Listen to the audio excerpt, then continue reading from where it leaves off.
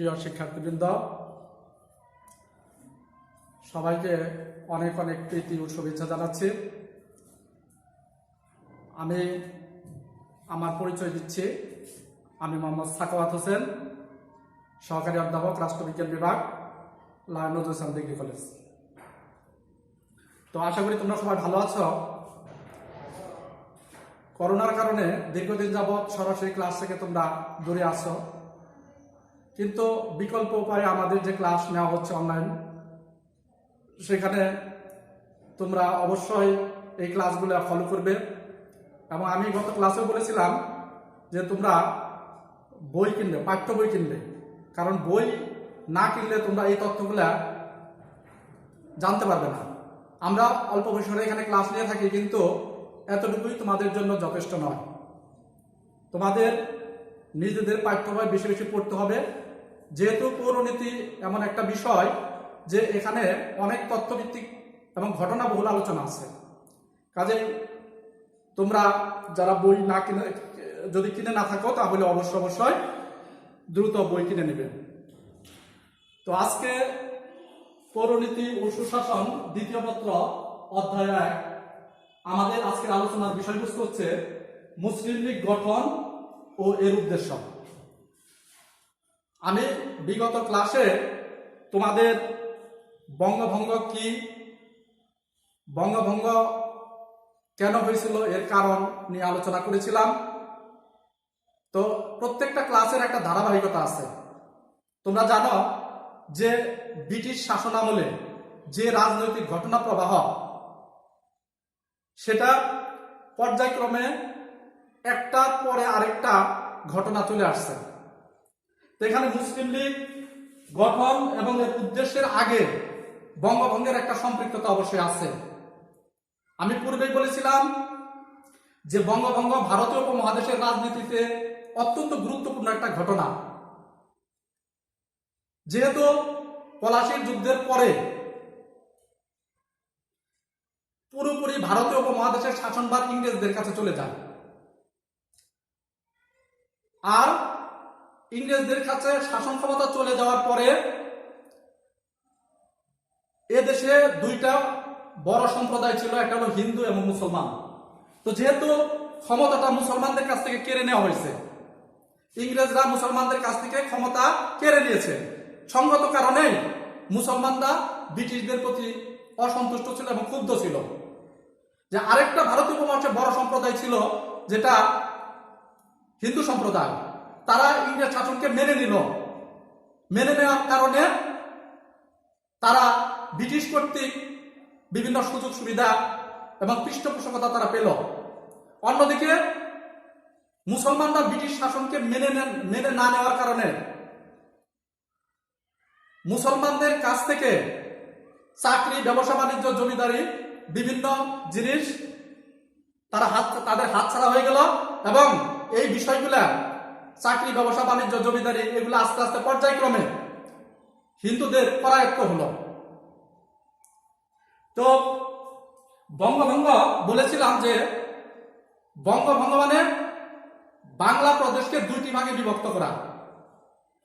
একটা হচ্ছে পশ্চিমবঙ্গ, আর একটা হলো পূর্ববঙ্গ এবং আসাম, এই দুইটা প্রদেশ। তো প্রদেশ বিভক্ত করার আগে এটার নাম ছিল বাংলা প্রেসিডেন্সি, যা বাংলা প্রদেশ। পূর্ববঙ্গ এবং আসাম প্রদেশটা ছিল পশ্চাৎপদ এলাকা, এবং পশ্চিমবঙ্গ এই প্রদেশটা ছিল উন্নত, এবং এটা ছিল রাজধানী। পশ্চিমবঙ্গের রাজধানী ছিল কলকাতা। কাজেই কলকাতাকে কেন্দ্র করে সমস্ত প্রশাসন পরিচালিত হতো। তো পশ্চিম বাংলা ছিল হিন্দু সংখ্যাগরিষ্ঠের এলাকা, এবং পূর্ব বাংলা ছিল এখানে মুসলিম সংখ্যাগরিষ্ঠ এলাকা। তো হিন্দুরা কখনো বঙ্গভঙ্গ চায় নাই, বঙ্গভঙ্গ হোক এটা কখনো হিন্দুরা তারা মনে প্রাণে চায় নাই। কিন্তু মুসলমানরা এই বঙ্গভঙ্গ, তারা এটা তাদের প্রাণের দাবি ছিল, তারা এই বঙ্গভঙ্গ তারা সবসময় কামনা করত। এবং ওই সময় ব্রিটিশ গভর্নর জেনারেল ছিলেন লর্ড কার্জন। লর্ড কার্জন এই বঙ্গভঙ্গ 1905 সালে করে দিয়েছিলেন। আর এই বঙ্গভঙ্গ করার পিছনে তাদের মূলত মুখ্য উদ্দেশ্য ছিল দুইটা। একটা ছিল প্রশাসনিক বিভক্তিকরণ, আর একটা ছিল রাজনৈতিক কারণ। তাহলে প্রশাসনিক এবং রাজনৈতিক কারণ এই দুইটাই ছিল বঙ্গভঙ্গের মূল কারণ, যেটা আমি গত ক্লাসে আলোচনা করেছিলাম। তো এখানে আরো যে অর্থনৈতিক, সামাজিক, ধর্মীয় কারণও বিদ্যমান ছিল, এগুলা একটু কম গুরুত্বপূর্ণ ছিল। তো যাই হোক, মুসলিম লীগ আজকে এখানে কেন গঠিত হইল এবং এর উদ্দেশ্য বা কি ছিল? কারণ কোনো কিছু, একটা ঘটনা যখন চলমান থাকে, ওই ঘটনার দ্বারা যখন অন্য একটা সম্প্রদায় তারা সন্তুষ্ট হতে না পারে, তাহলে পরবর্তী একটা ঘটনার সূত্রপাত ঘটায়। তো এখানে মুসলিম লীগ গঠনের পিছনেও এই হিন্দুদের অসম্পৃক্ততা, হিন্দুদের অসহযোগিতা, এটাও একটা মুখ্য কারণ ছিল। তো মুসলমান পূর্ববঙ্গ এবং আসাম প্রদেশের সংখ্যাগরিষ্ঠতা থাকার কারণে তারা দেখলো যে দুই বাংলা এক থাকলে অবিভক্ত বাংলার মধ্যে মুসলমানরা বিভিন্ন সুযোগ সুবিধা থেকে তারা বঞ্চিত হয়। কাজে মুসলমানরা যাতে পরিপূর্ণ সুযোগ সুবিধা পেতে পারে, যেহেতু কংগ্রেস নামক রাজনৈতিক দল, যেটা 1885 সালে সর্বপ্রথম কংগ্রেস রাজনৈতিক দল গঠিত হয়েছিল, এই রাজনৈতিক দল মুসলমানদের তেমন একটা সাহায্য সহযোগিতা, তাদের বিভিন্ন সুযোগ সুবিধা কথা তারা বলে নাই। মূলত এটা ছিল একটা হিন্দুদের সংগঠন তারা মনে করত। বিশেষ করে এই কংগ্রেসের মধ্যে, কংগ্রেস যখন গঠিত হয় তখন এটা একটা অসাম্প্রদায়িক দল হিসেবে গঠিত হয়েছিল, কিন্তু পরবর্তীতে এই কংগ্রেসের মধ্যে কিছু উগ্র হিন্দু জাতীয়তাবাদী নেতার আবির্ভাব ঘটে, যার কারণে এই যে সমস্ত হিন্দু জাতীয়তাবাদী নেতা এই কংগ্রেসে আগমন ঘটে, তাদের মধ্যে আমি কয়েকজনের নাম বলছি: অরবিন্দ ঘোষ, বিপিন চন্দ্র পাল, লালা লাজপত রায়, বাল গঙ্গাধর তিলক। এরা ছিল মানে উগ্র হিন্দু সংগঠন, তারা এই কংগ্রেসকে মনে করত এবং সেইভাবে তারা তাদের কার্যক্রম পরিচালনা করত। মুসলমানদের সুযোগ সুবিধা, মুসলমানদের বিভিন্ন সহযোগিতা তারা কখনোই এটা কামনা করত না, যার কারণে এই কংগ্রেসের বিমাতা সুলভ আচরণের কারণে কিন্তু মুসলিম লীগ নামক সংগঠন এটা মুসলমানদের জন্য গঠন করা হয়েছিল। তো সবচেয়ে বড় কথা হচ্ছে যে 1905 সালে যে মুসলিম লীগ, 1905 সালে বঙ্গভঙ্গ হলো, আর বঙ্গভঙ্গ হলো 1905 সালে, তার এক বছর পরে 1906 সালে মুসলিম লীগ গঠিত হল। মুসলিম লীগ, তাহলে 1906 সালে মুসলিম লীগ গঠিত হলো। এক বছর যাইতে না যাইতে এই মুসলিম লীগ মুসলমানদের নিজেদের স্বার্থের, নিজেদের সুযোগ সুবিধার একটা সংগঠন, এবং শুধু তাই নয়, যাতে ব্রিটিশদের মধ্যে যে একটা ভুল বোঝাবুঝি ছিল সেটা দূর করার জন্য এই মুসলিম লীগ গঠিত হয়েছিল। তাহলে মুসলিম লীগ এটা আমাদের মুসলমানদের একটা রাজনৈতিক সংগঠন। এই মুসলিম লীগ শুধু মুসলমানদের স্বার্থের কথাই চিন্তা করে নাই। মুসলিম লীগ এটা ভারত উপমহাদেশে যে ইংরেজরা আগমন করেছিল, তাদের মধ্যে প্রথম অবস্থায় যে ভুল বোঝাবুঝি ছিল, সেই ভুল বোঝাবুঝি দূর করার জন্য এই মুসলিম লীগ গঠিত হয়েছিল। তো এখানে মুসলিম লীগ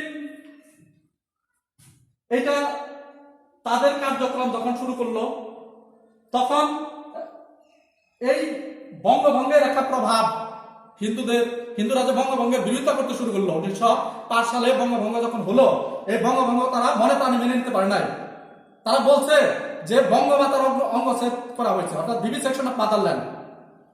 আর ইংরেজদের যে বিষয়টা, ইংরেজরা চেয়েছে এদেশে তাদের শাসন ক্ষমতা দীর্ঘস্থায়ী করতে।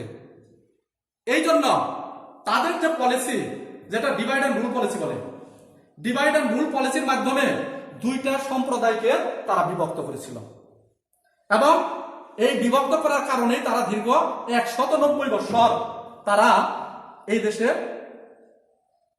অত্যন্ত সুপরিকল্পিত ভাবে তারা তাদের শাসন কার্য পরিচালনা করতে পেরেছিল। তো বঙ্গভঙ্গ যখন হয়েছিল, বঙ্গভঙ্গ মুসলমানদের জন্য আশীর্বাদ এনেছিল, আর মনে করেছিল যে বঙ্গভঙ্গের মাধ্যমে ঢাকাকে রাজধানী ঘোষণা করে এখানে মুসলমানদের যে সুযোগ সুবিধা, চাকরি, ব্যবসা বাণিজ্য, জমিদারি, হাইকোর্ট, সুপ্রিম কোর্ট, অর্থাৎ সুপ্রিম কোর্ট, তারপরে সচিবালয় এবং অন্যান্য শিক্ষা প্রতিষ্ঠান এখানে গড়ে তোলা হলো। মুসলমানদের জন্য একটা গণজাগরণ সৃষ্টি হলো। এই বঙ্গভঙ্গকে তারা স্বাগত জানাইল। অন্যদিকে হিন্দুরা এই বঙ্গভঙ্গের ফলে তারা তেলে বেগুনে জ্বলে উঠল। তারা এই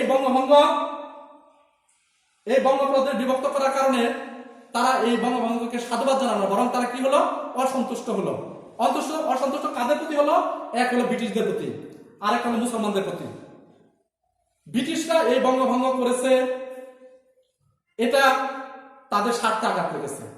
কারণ কলকাতাকে কেন্দ্র করে সবকিছু পরিচালিত হতো, এমনকি জমিদারি, ব্যবসা বাণিজ্য সবকিছু কলকাতা কেন্দ্রিক। আর পূর্ববঙ্গটা ছিল একটা অবহেলিত এলাকা। কাজে পূর্ববঙ্গের অনেক জমিদার পশ্চিমবঙ্গে নিজেরা এখানে আবাসভূমি না করে তারা পশ্চিমবঙ্গে যে বাসা বাড়ি বানাতো, তারা বিভিন্ন ধরনের সুযোগ সুবিধা ভোগ করত। কিন্তু মুসলমানদের সেদিক থেকে মুসলমানরা ছিল অনেক পিছিয়ে। কাজেই তাদের মুসলমানদের যে মুঘল এবং সুলতানি শাসনামলে তাদের যে গৌরব ছিল, তাদের যে মর্যাদা ছিল, এই হারানো গৌরব এবং মর্যাদা ফিরে পাওয়ার জন্য এই মুসলিম লীগ 1906 সালে গঠন করেছিল। তো মুসলিম লীগ এটা মুসলমানদের একটা সংগঠন ছিল। কাজেই সবার আগে মুসলমানদের স্বার্থ যাতে পরিপূর্ণ বাস্তবায়ন হয়, এই জন্য মুসলিম লীগ এটা গঠন করা হয়েছিল। তো মুসলিম লীগ কোথায় গঠিত হয়েছিল? এইটা 1906 সালের 30শে ডিসেম্বর ঢাকার শাহবাগে সর্বভারতীয় একটা মুসলিম শিক্ষা সম্মেলন ছিল। ওই শিক্ষা সম্মেলনে এই 30শে ডিসেম্বর নবাব ভিকারুল মুলক ওই অধিবেশনের সভাপতিত্ব করেন এবং বাংলার কৃতি সন্তান নবাব স্যার সলিমুল্লাহ, তিনি শুধু বঙ্গভঙ্গ নয়, অনেক ক্ষেত্রে গুরুত্বপূর্ণ অবদান রেখে গেছেন। এই নবাব স্যার সলিমুল্লাহর কারণে এই বঙ্গভঙ্গটা বাস্তবায়ন করা সহজ হয়েছিল। এবং 6 সালে মুসলিম লীগ এটা ঢাকার শাহবাগে 30শে ডিসেম্বর গঠন করা হয়। আমি বলেছি যে এখানে নবাব ভিকারুল মুলক ছিলেন সভাপতি এবং এখানে প্রস্তাব করেছেন, সংগঠন যখন গঠিত হয় তখন একজন প্রস্তাবক লাগে। তাহলে প্রস্তাবক ছিলেন নবাব স্যার সলিমুল্লাহ নিজে এবং আরেকজন সমর্থন দিতে হয়। তো হাকিম আজমল খান এই বঙ্গভঙ্গ মুসলিম লীগ গঠন করার জন্য তিনি সমর্থন দান করেন এবং ওই দিনই 30শে ডিসেম্বর অত্যন্ত আনন্দ উদ্দীপনার সাথে এই মুসলিম লীগ নামক সংগঠনটা গঠিত হলো। কিন্তু এই মুসলিম লীগ গঠনের ফলে মুসলমানদের তাদের সুযোগ সুবিধা, তাদের দাবি দেওয়া, তাদের বিভিন্ন বিষয় নিয়ে ইংরেজদের সাথে যে মিটিং সিটিং করা বা বিভিন্ন দাবি দেওয়া পেশ করার জন্য এই মুসলিম লীগ সংগঠন একটা গুরুত্বপূর্ণ ভূমিকা পালন করে। কিন্তু এই মুসলিম লীগ মূলত আমি বলেছি যে কেন গঠিত হয়েছিল, এর উদ্দেশ্য কি। মুসলিম লীগ গঠন সম্পর্কে আমি বলছি যে 6 সালে 30শে ডিসেম্বর ঢাকার শাহবাগে গঠিত হয়েছে এবং এখানে যাদের অবদান, কার সভাপতিত্বে, তারপরে কার প্রস্তাব ক্রমে, এগুলো বলা হয়েছে। তো এর উদ্দেশ্য কি? প্রত্যেকটা কাজের একটা উদ্দেশ্য থাকে। তো এখানে মুসলিম লীগ গঠন করার উদ্দেশ্য ছিল মূলত 3টে। মুসলিম লীগ গঠনের উদ্দেশ্য 3টি। 1 নম্বর উদ্দেশ্য হচ্ছে যে দীর্ঘদিন যাবৎ মুসলমানদের সাথে ইংরেজদের যে একটা ভুল বোঝাবুঝি ছিল, এই ভুল বোঝাবুঝির কারণে মুসলমান নিজেরাই ক্ষতিগ্রস্ত হয়েছিল, নিজের পায়ে নিজেরাই কুড়াল মেরেছিল। কাজে এই মুসলমানদের স্বার্থ কিভাবে উদ্ধার করা যায়, মুসলমানদের হারানো গৌরব কিভাবে ফিরে পাওয়া যায়, এই জন্য এই মুসলিম লীগ গঠন করা হয়েছিল এবং ইংরেজদের সাথে মুসলমানদের ভুল বোঝাবুঝি দূর করা এবং তাদের সাথে একত্রে কাজ করার জন্য এবং তাদের সাহায্য সহযোগিতা করার জন্য এই মুসলিম লীগ গঠিত হয়েছিল। এটা হলো 1 নম্বর কারণ। দ্বিতীয় কারণ কি, যে মুসলমানরা দীর্ঘদিন যে অবহেলিত ছিল, কাজে মুসলমান তাদের প্রাণের রাজনৈতিক দল মুসলিম লীগ গঠন করেছিল তাদের নিজস্ব স্বার্থের কারণে। মুসলমানরা যাতে বিভিন্ন দাবি দেওয়া, বিভিন্ন সুযোগ সুবিধার কথা ব্রিটিশদের কাছে তুলে ধরতে পারে এবং ন্যায্য অধিকার যাতে পেতে পারে, এই জন্য 2 নম্বর কারণে বলা হয়েছে মুসলিম লীগ এই জন্য গঠিত হয়েছিল, তাদের নিজেদের স্বার্থের জন্য। আর সর্বশেষ যে কারণটা, সেটা হলো যে সাম্প্রদায়িক মানসিকতা নিয়ে যে রাজনৈতিক দল পরবর্তীতে কংগ্রেস এটা কার্যক্রম পরিচালিত করেছিল, এবং কংগ্রেসের মাধ্যমে মুসলমানরা যে ধরনের বিমাতা সুলভ আচরণ পেয়েছে, এবং কংগ্রেসের সুদৃষ্টি মুসলমানদের প্রতি ছিল না। কাজেই মুসলমান মনে করে যে হিন্দুরা যেভাবে কংগ্রেসের মাধ্যমে আমাদেরকে উপহাস করেছে, কংগ্রেসের মাধ্যমে আমাদেরকে বঞ্চিত করেছে বিভিন্ন সুযোগ সুবিধা থেকে, আমরা সেটা পুনরাবৃত্তি করতে চাই না। মুসলমানরা চায় যে সাম্প্রদায়িক সম্প্রীতি বজায় রেখে হিন্দু মুসলিম উভয় স্বার্থ যাতে তারা এখানে তুলে ধরতে পারে, যাতে কেউ বঞ্চিত না হয়। কারণ কোন কোন প্রদেশে মুসলমানরা সংখ্যাগরিষ্ঠ ছিল, এই সংখ্যাগরিষ্ঠ প্রদেশগুলোতে হিন্দুরা সংখ্যালঘিষ্ঠ ছিল। কাজে এই সংখ্যালঘুরা যাতে তাদের ন্যায্য অধিকার থেকে যাতে বঞ্চিত না হতে পারে, এই জন্য মুসলমানরা এই মুসলিম লীগের মাধ্যমে তাদের বিভিন্ন অধিকার এবং দাবি দাওয়াও তারা ব্রিটিশদের কাছে তুলে ধরেছিল।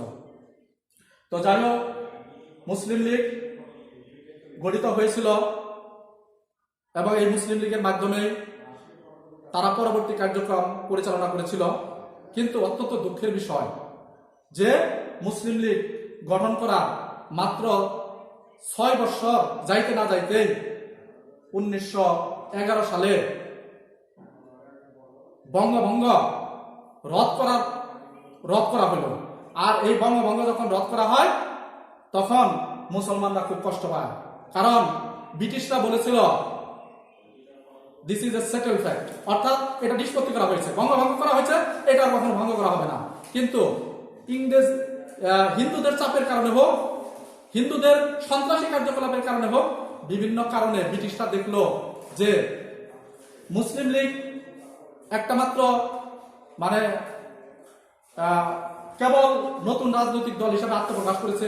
কাজেই ওই কংগ্রেসের সাথে মোকাবেলা করা তাদের পক্ষে সম্ভব অনেক ক্ষেত্রে হয় নাই, এবং হিন্দুদের বিভিন্ন সন্ত্রাসী কার্যক্রম, বিশেষ করে হিন্দুদের 2টা সন্ত্রাসী গোষ্ঠী গঠন করা হয়েছিল, যেটা হলো যুগান্ত এবং অনুশীলন নামে 2টা সন্ত্রাসী গোষ্ঠী ছিল। তারা যখন দেখলো যে ব্রিটিশদের কাছে অত্যন্ত অনুনয় বিনয়ের মাধ্যমে দাবি আদায় করা সম্ভব নয়, তখন এই পরবর্তীতে তারা এই সন্ত্রাসী কার্যক্রম পরিচালনা করে হলেও এবং এই বঙ্গভঙ্গ বাতিল করার জন্য তারা উঠে পড়ে লাগে। এবং আজকে আমরা যে ক্ষুদিরামের ফাঁসি বলি বা অন্যান্য যে সন্ত্রাসী কার্যক্রমের ফলে মুসলমান ডিআইজি যে মারা গেল, বা ব্রিটিশদের একজন উচ্চপদস্থ কর্মকর্তা সন্ত্রাসী কার্যক্রমের ফলে আহত হলো, এই সমস্ত হুমকি দামকি মূলক কার্যক্রম পরিচালনার কারণে পরবর্তীতে ইংরেজরা দেখলো যে আসলে বঙ্গভঙ্গ বাতিল করা ছাড়া আর কোনো আমাদের উপায় নেই। এই জন্য পরবর্তীতে মুসলিম লীগ দুর্বল সংগঠন থাকার কারণে হিন্দুদের মোকাবেলা করতে ব্যর্থ হয়, এবং 1911 সালের 12 ডিসেম্বর রাজা পঞ্চম জর্জ তার দিল্লিতে একটা অভিষেক অনুষ্ঠান ছিল। সেই অভিষেক অনুষ্ঠানের মাধ্যমে এই বঙ্গভঙ্গটা বাতিল করেন। তখন থেকে মুসলমানরা আবার ইংরেজদের প্রতি অবিশ্বাসী হয়ে যায়, কারণ তারা যে ওয়াদা দিয়েছিল, যে কথা তারা বলেছিল যে বঙ্গভঙ্গ এটা নিষ্পত্তি করা হয়েছে, এটা কখনো আর একত্রিত করা হবে না। কিন্তু হিন্দুদের চাপের কারণে হোক বা যে কোনো আগ্রাসী কারণেই হোক, তারা শেষ পর্যন্ত এই বঙ্গভঙ্গ তারা ধরে রাখতে পারে নাই। কাজের পরবর্তীতে এই বঙ্গভঙ্গ রদ করা হয়। যাই হোক, আজকে আমরা মুসলিম লীগ গঠন এবং উদ্দেশ্য নিয়ে বিস্তারিত আলোচনা করলাম। তোমাদেরকে পাঠ্য বই তোমাদেরকে কিনতে বলেছি, তোমরা অবশ্যই বাসায় চর্চা করবে। পাঠ্য বই তোমরা বেশি বেশি পড়বে, কারণ এটা ঘটনা বল এবং তথ্য বল। যত পড়বে, যতই পড়বে ততই শিখিবে। এই জন্য বেশি বেশি পড়বে। এবং তো প্রিয় শিক্ষার্থীবৃন্দ, আজকের মতো আমি ক্লাস শেষ করছি। আগামী ক্লাসে আবার তোমাদের সাথে কথা হবে, দেখা হবে, সেই প্রত্যাশায় আজকে সবাইকে আবার প্রীতি এবং শুভেচ্ছা জানিয়ে আজকের মতো শেষ করছি। আল্লাহ হাফেজ।